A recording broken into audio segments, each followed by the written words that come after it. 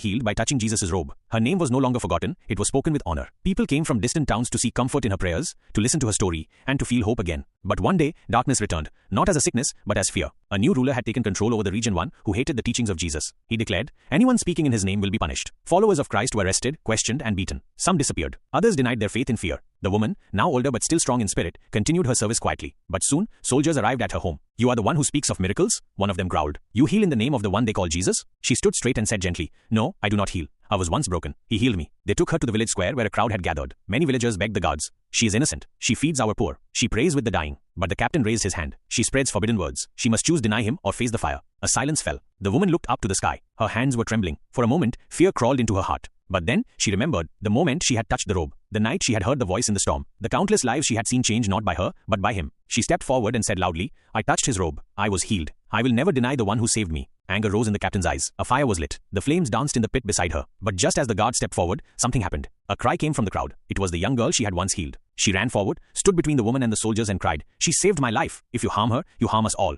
More voices rose. Mothers, fathers, children. She prayed for my son. She fed us when we were hungry. She gave us hope. The captain looked around. He saw not fear but unity. The fire reflected in their eyes, not as destruction but as courage. And then he stepped back. He said nothing. He simply turned, and the soldiers followed him away. The crowd cheered. Tears ran down the woman's face. Not because she was spared, but because she saw what had truly changed. Aapki kahani shock. Her face glowed with life, her walk was steady, and her eyes sparkled with hope. But her journey had only just begun. For years, she had lived in the shadows. Now that she was free, she didn't know what to do next. She had no family left, no job, and no home. The world she had returned to was not the same. That night, she sat alone under a fig tree, looking at the stars. She whispered, Lord, you healed me, but what now? Suddenly, thunder rumbled in the sky, and dark clouds gathered. A storm rolled in. She ran to a nearby shelter and sat shivering in fear. The wind howled, and lightning lit up the sky. And in the silence between thunderclaps, she heard a voice gentle, clear, deep in her heart. Do not be afraid. I have not only healed your body, I have chosen your life. She gasped. The voice wasn't from the storm. It was from within her spirit.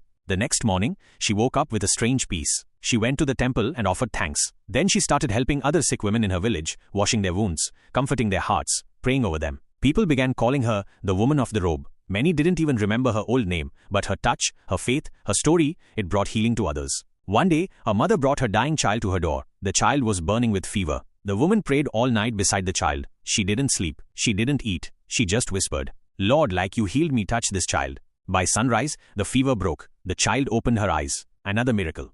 The news spread across towns. Some believed she was a healer, but she always said just one thing. It's not me. I was once broken. I just touched the robe. And now I live to tell the world, he still walks among us. Years passed, and though the woman grew old, her eyes never lost that fire of faith. Whenever people asked her how she changed, when Jesus Christ walked upon the earth, he traveled from village to village, healing the sick, comforting the broken, and spreading love and hope to those who had none. One day, he entered a small village where news of his arrival had already spread. A large crowd had gathered. The blind were there, the lame, the sick, the poor, all hoping for a miracle, all hoping to be seen, touched, or even noticed by the one they called the Son of God. In that crowd was a woman who had been sick for 12 long years. Her illness had isolated her from society. No doctor could help her, and she had spent all her money trying to be cured. She lived in silence and sorrow, carrying her pain alone. But she had heard of Jesus. She had heard that he healed with just a word or a touch. She believed in her heart, if I could only touch his robe, I would be healed.